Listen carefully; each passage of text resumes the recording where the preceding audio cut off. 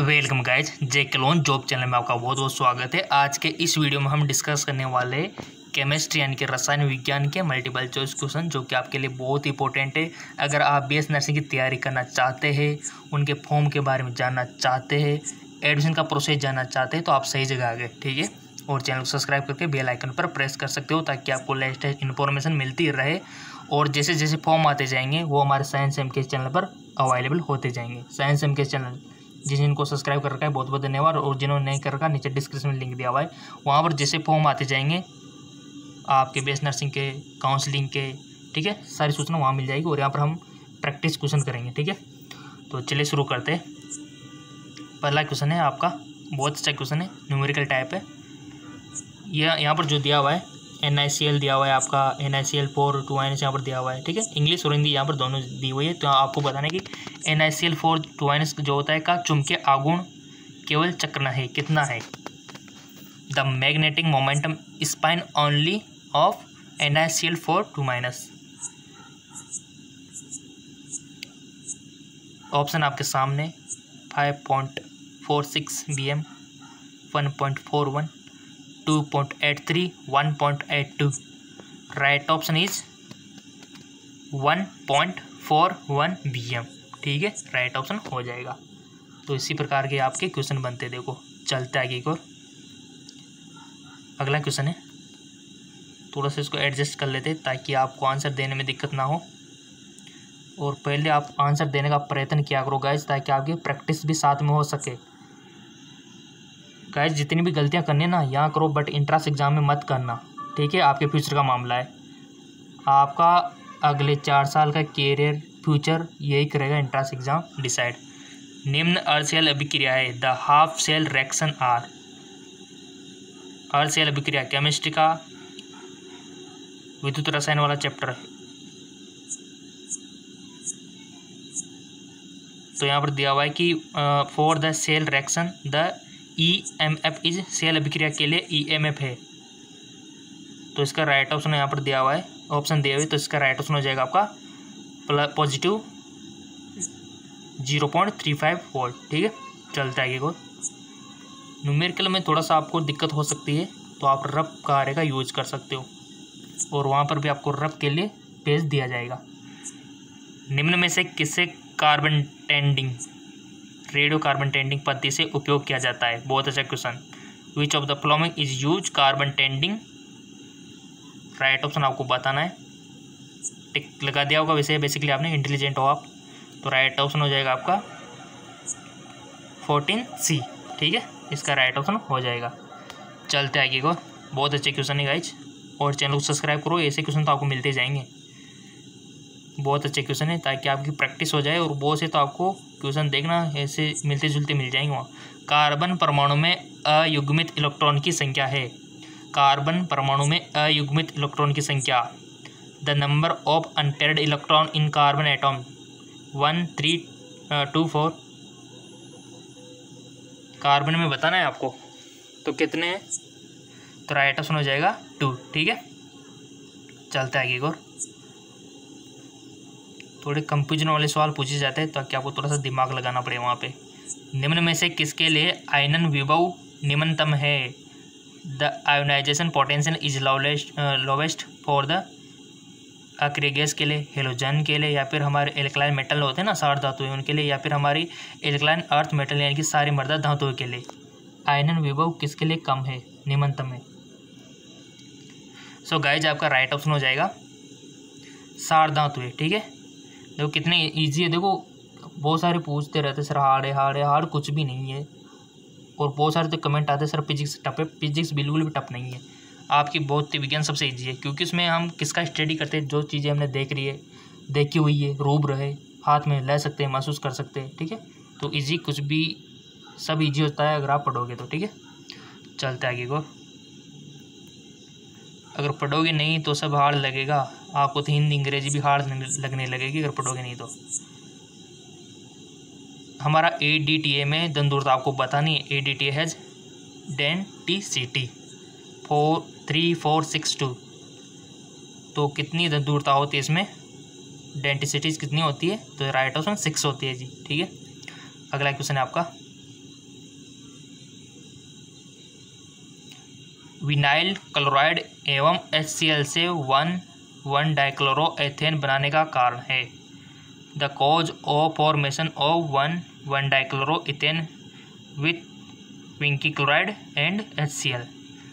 और guys channel subscribe कर लो ताकि आपको फिजिक्स, केमिस्ट्री, बायोलॉजी, क्योंकि इन तीनों को लेकर हम चल रहे हैं। तो राइट ऑप्शन इसका क्या होगा? ये ऑप्शन आपके सामने। सेल का मेमोरिक प्रभाव, दिबंध का प्रतिबंधित घूर्णन, सेल का प्रणिक प्रभाव, इनमें से कोई नहीं। तो राइट ऑप्शन हो जाएगा आपका इनमें से कोई नहीं। ठीक है, अगला सवाल 8। एक सोच का कौन सा युग्म फेनिल हाइड्रोजन से अधिक समानता आयोजन देता है? बहुत अच्छा क्वेश्चन है। Which pair of the hexone of the reaction with phenyl hydrogen give some osazone? तो इसका राइट ऑप्शन क्या होगा? ग्लूकोज व राइबोज, ग्लूकोज व राइबोज सोरबोज। ठीक है, ग्लूकोज और फ्रैक्टोज, और आपका फ्रैक्टोज और सोरबोज। एक सोच का कौन सा युग्म फेनिल हाइड्रोजन से अभिक्रिया कर समान ऑक्साजोन देता है?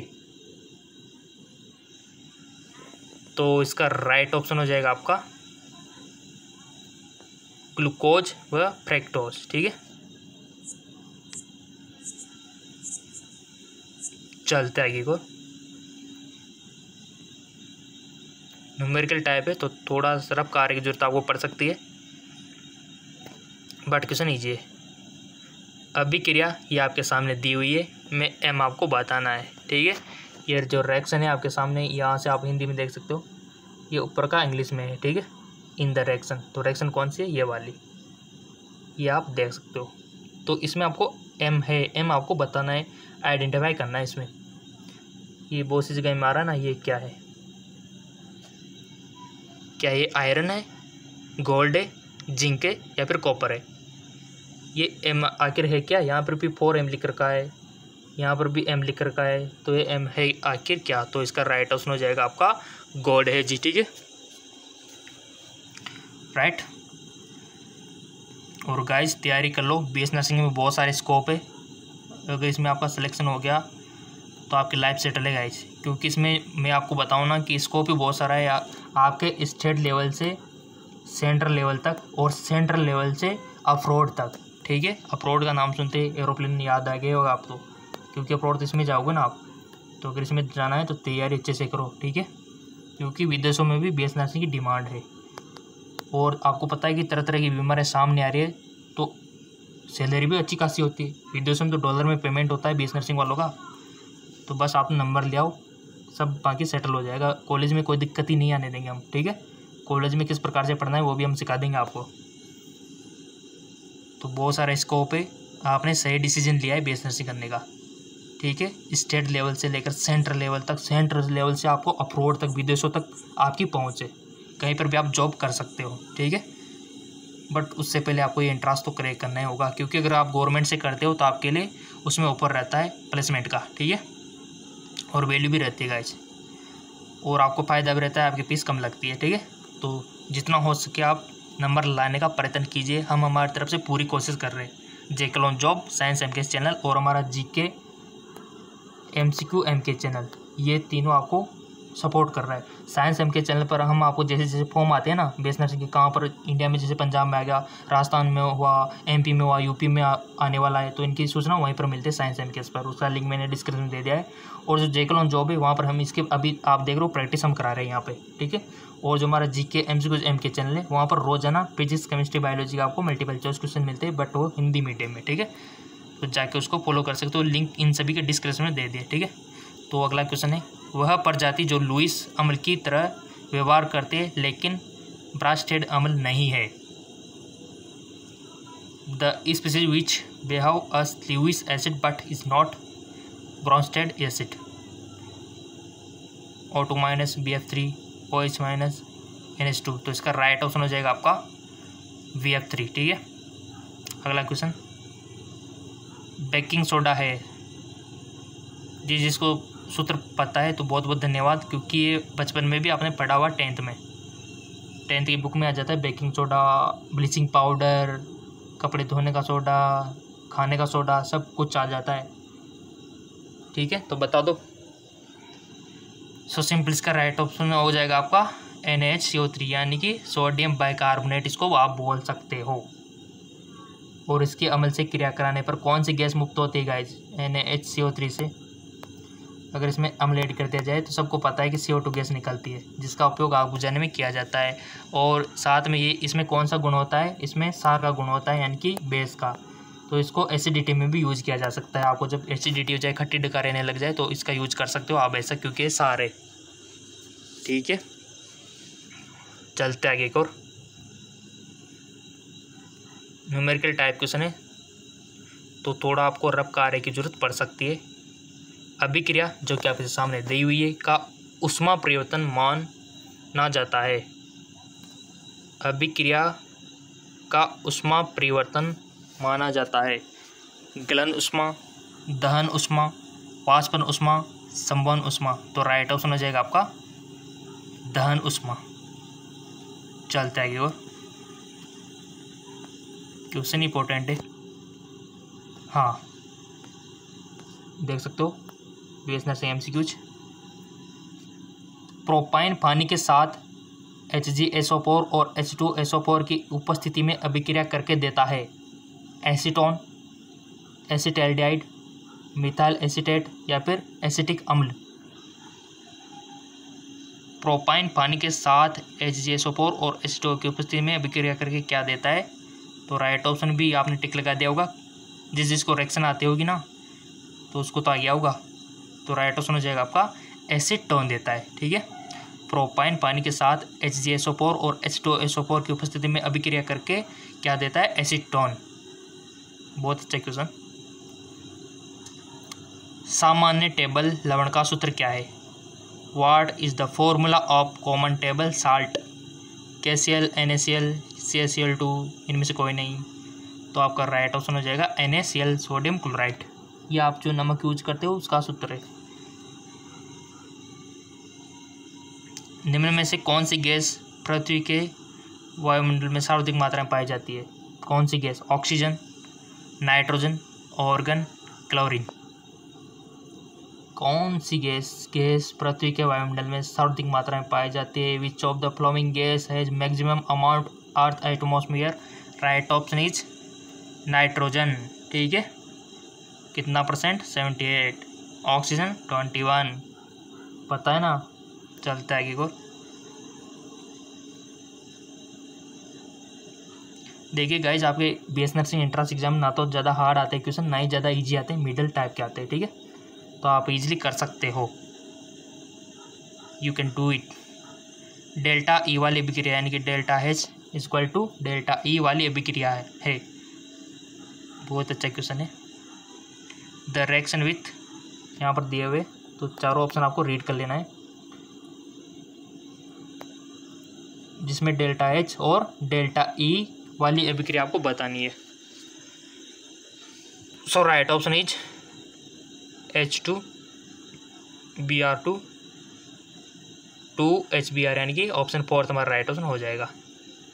चलते आगे को।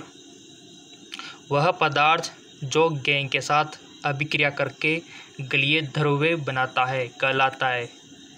सो गाइज, वो कहलाता है धातुमल यानी कि स्लैग। चलते आगे और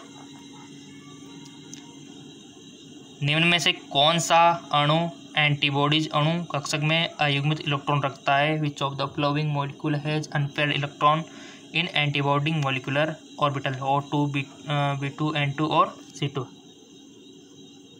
सो राइट ऑप्शन इज O2। ठीक है, नेक्स्ट। किसी धातु के सल्फाइड आयस्क को धातु ऑक्साइड में परिवर्तन किया जाता है।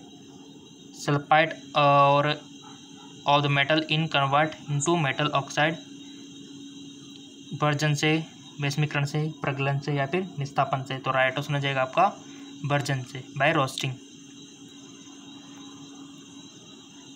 और अपने दोस्तों के साथ भी शेयर किया करो ताकि उनके भी हेल्प हो सके, जैसे लॉकडाउन में, कोरोना में, तो आपको धर्म लगेगा। निम्नलिखित में से कौन सा बहुलक रेयॉन बनाने में प्रयुक्त होता है? बड़ा पुण्य मिलेगा आपको। ठीक है, शेयर किया करो ताकि उनका फायदा हो सके। निम्नलिखित में से कौन सा बहुलक रेयॉन बनाने में प्रयुक्त होता है? रियोन जानते हो ना, रियोन लड़के का नाम नहीं है। रियोन कुछ वस्तु होते, बहुलक होता है, पॉलीमर होता है। पॉलीमर होता है क्या, मतलब कौन सा बहुलक, बहुलक नहीं है, रियोन वस्तु होती है, ठीक है। तो आपको बताना है कि कौन से पॉलीमर का यूज होता है, क्या सेलुलोज का होता है, पॉलिस्टर का होता है, नायलॉन का होता है, फिर स्टार्च का होता है। Polymer use to prepare rayon, right option is cellulose, ठीक है, यानी कि सेलुलोज से बनाई जाती है, ठीक है, रियोन। सो गाइस पॉलीमर से क्वेश्चन बनता है 100%, तो इसको मैं करवा दूंगा। अगर आपकी डिमांड आएगी तो पॉलीमर का पूरा चैप्टर ही करवा दूंगा, जिसमें एक लग इकाइयाँ और आपके सारे बहुलक आ जाएंगे, ठीक है, बट कमेंट आने चाहिए। अगला जो क्वेश्चन है, यहाँ पर लिखा हुआ है कि जलीय विलयन में क्रिया करता है, ठीक है, विच of the following react with aqueous solution, यहाँ पर दिया हुआ है। तो यहाँ पर इथेन, इथेन 1 ब्यूटेन 2 ब्यूटाइन, इसका राइट ऑप्शन क्या होगा। आप रफ कार्य में भी कर सकते हो इसको, वीडियो को पॉज करके, और उसके बाद आंसर दे सकते हो, ठीक है। तो इसका राइट ऑप्शन हो जाएगा आपका करेक्ट ऑप्शन 1 ब्यूटेन, ठीक है। चलते आगे और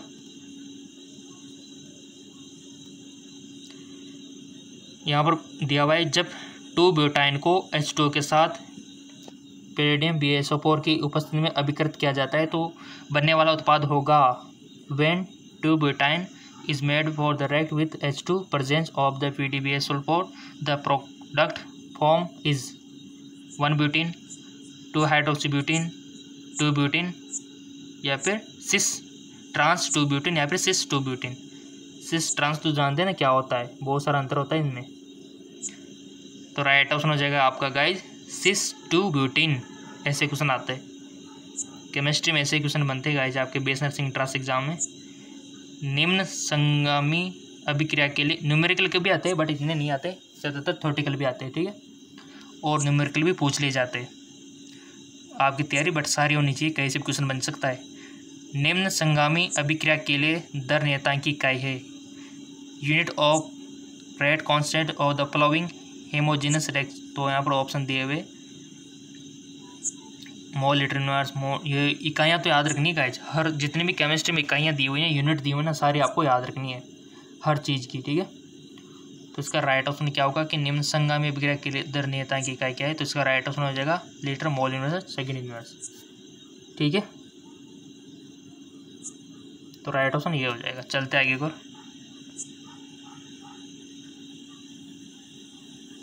Fe3+ में अयुग्मित इलेक्ट्रॉन की संख्या आपको बतानी है। The number of unpaired electron in Fe3+, 2, 3, 5, 1। सो इसका राइट ऑप्शन हो जाएगा 5, ठीक है। अयुग्मित इलेक्ट्रॉन पूछा जा सकता है, और निकालना तो सबको आता है ना अयुग्मित इलेक्ट्रॉन। जिसको नहीं आता है कमेंट कर देना, मैं सिखा दूंगा अयुग्मित इलेक्ट्रॉन कैसे निकालते हैं, बहुत ईजी है निकालना। अगला क्वेश्चन है,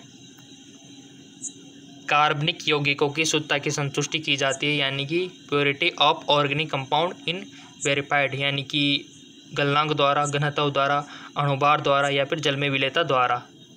इंग्लिश में भी दिया हुआ है, क्योंकि किसी को दिक्कत ना हो, इंग्लिश मीडियम वालों को भी नहीं हो, तो इंग्लिश मीडियम और हिंदी मीडियम दोनों को लेकर हम चल रहे हैं, और आपके एंट्रेंस एग्जाम में भी दोनों लैंग्वेज यूज होती है, ठीक है।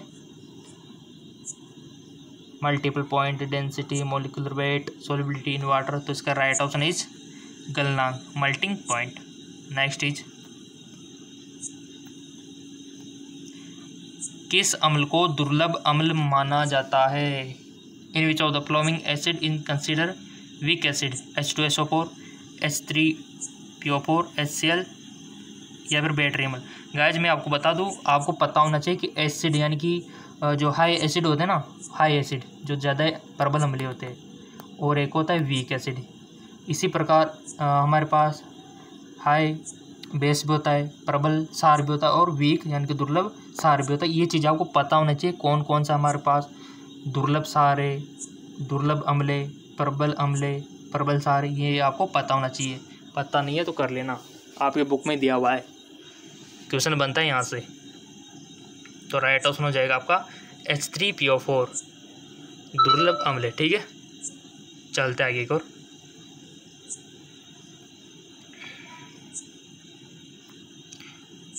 सरल घनीय एकक कोष्ठिका के लिए समन्वय संख्या का मान आपको बताना है।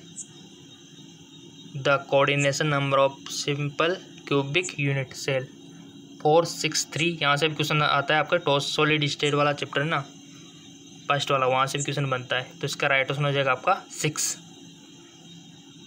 Okay, correct.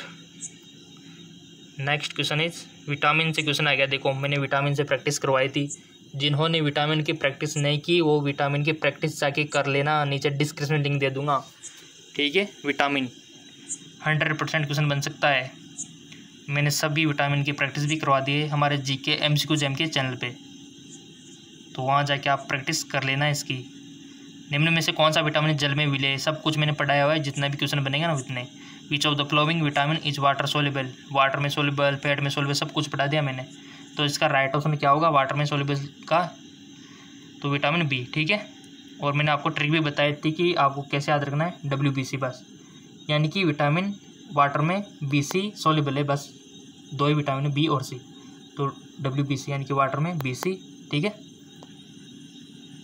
चलते आगे और ओके। सो विटामिन वाला वीडियो देख लेना, लिंक नीचे डिस्क्रिप्शन में दे दूंगा। GK MCQ जैम के चैनल में मैंने प्रैक्टिस करवा दी है, कोई दिक्कत नहीं आएगी, सब कुछ वहाँ पर मैंने समझा दिया है, रासायनिक नाम भी मैंने बता दिया है वहाँ पे, ठीक है। चलते आगे और निम्नलिखित में दुर्लभतम सार है weakest base among the flowing H- Cl - CH3 - CH3O, तो यहाँ पर दिया हुआ है वीकेस्ट बेस। देखो पूछ लिया ना, इसका अपोजिट भी आपको पता होना चाहिए, ठीक है। तो इसका राइट ऑप्शन क्या होगा, राइट ऑप्शन हो जाएगा आपका Cl- वीकेस्ट सार है। नेक्स्ट क्वेश्चन, राउल्ट का नियम निम्न में से संबंधित है। Raoult law is related to वाष्प दाब, हिमांक, क्वथनांक, प्राशन दाब। यहाँ पर दिया हुआ है vapour pressure, freezing point, boiling point, osmotic pressure. तो राइट ऑप्शन आपको बताना है। राउल्ट का नियम निम्न में से संबंधित है, तो जिसका सही ऑप्शन है बहुत बहुत धन्यवाद, और जिसका गलत जाएगा तो ये इसी वीडियो को दोबारा देख लेना, तो चेक होने जा रहा है आपका आंसर, आपने जो टिक लगाया ना अपने माइंड में। तो इसका राइट ऑप्शन हो जाएगा वाउपर प्रेशर यानी कि वाष्प दाब। तो राउल्ट का नियम किससे संबंधित है, वाष्प दाब से, ठीक है।